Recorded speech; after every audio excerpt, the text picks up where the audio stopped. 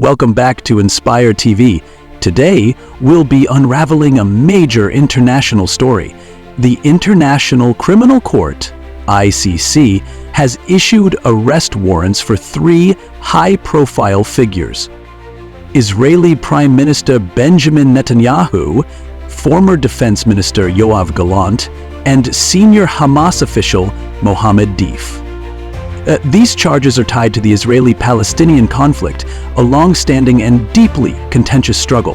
This is a monumental step in holding leaders accountable for war crimes and crimes against humanity. Let's dive into the details, from the accusations and global reactions to the potential implications for peace and justice. Let's start with Benjamin Netanyahu, the sitting Prime Minister of Israel and a figure often at the center of Middle Eastern politics. The ICC has accused Netanyahu of committing war crimes and crimes against humanity. These charges stem from Israel's military actions following the October 7, 2023 Hamas attack, including blockades leading to civilian suffering. Gaza's population faced dire shortages of water, food, and medical supplies, with conditions described as life-threatening.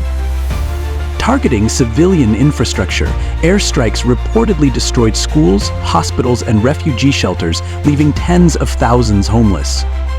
Starvation as a method of warfare, a tactic prohibited under international law.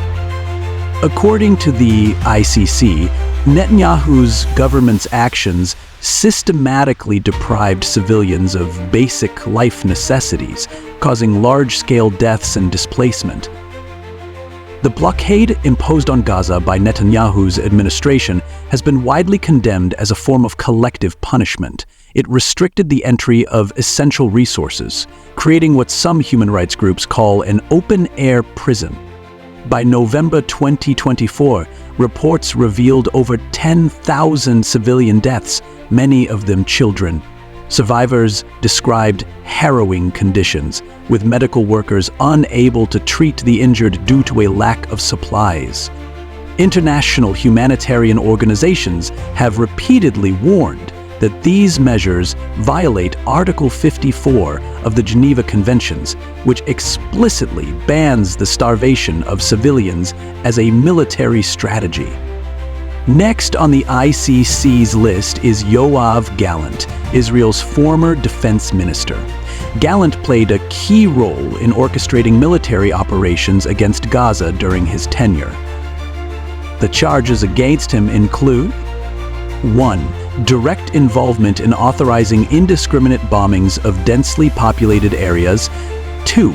Overseeing attacks on UN-run schools and refugee shelters, and contributing to what the ICC describes as a calculated campaign of annihilation, targeting Palestinian civilians.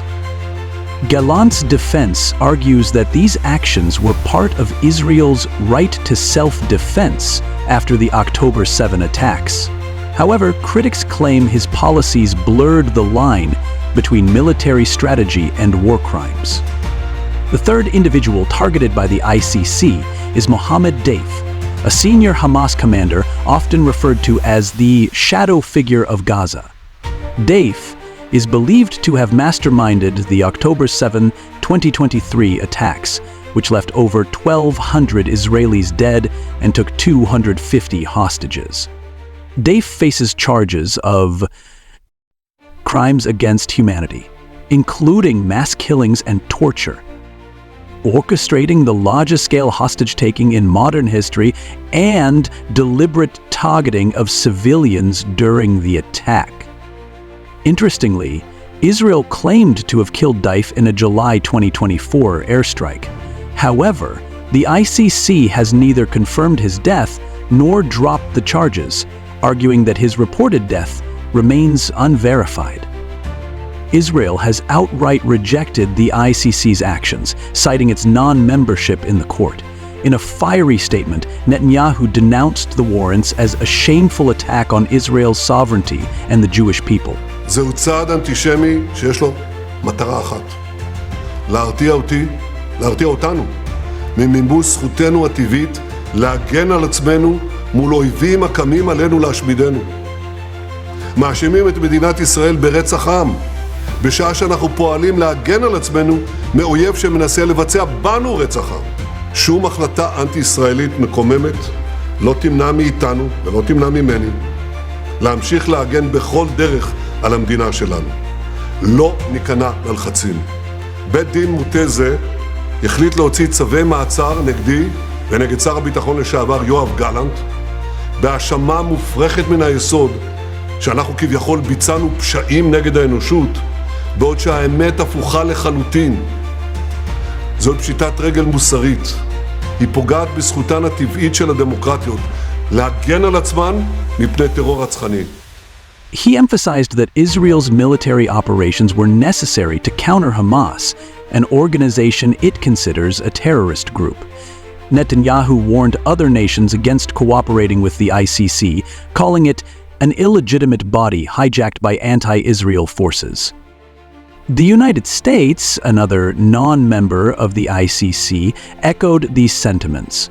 The White House described the court's decision as deeply flawed. Let me just say, because this is the first time I've had an opportunity to speak to this at the podium, so let me just say more broadly that we fundamentally reject the court's decision to issue arrest warrants for senior Israel officials.